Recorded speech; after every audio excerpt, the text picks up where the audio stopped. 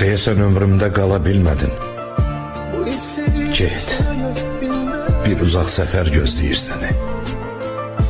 Hər yanı sıldırım ölümlə dolu, ən uzaq zirvələr gözləyir səni.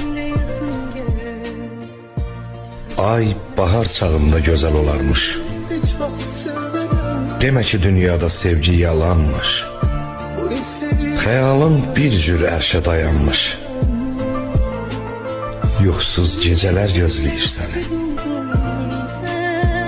Keçsə də neçə il, neçə qərinə, alışma baxdıqca əməllərinə. Saçın ağaracaq üfüq yerinə. Dumanlı çox səhər gözləyir səni. Hissin qurban olub sənin adına. Həyat çox çətindir tənha qadına. Neçə ad verəcək təmiz adına.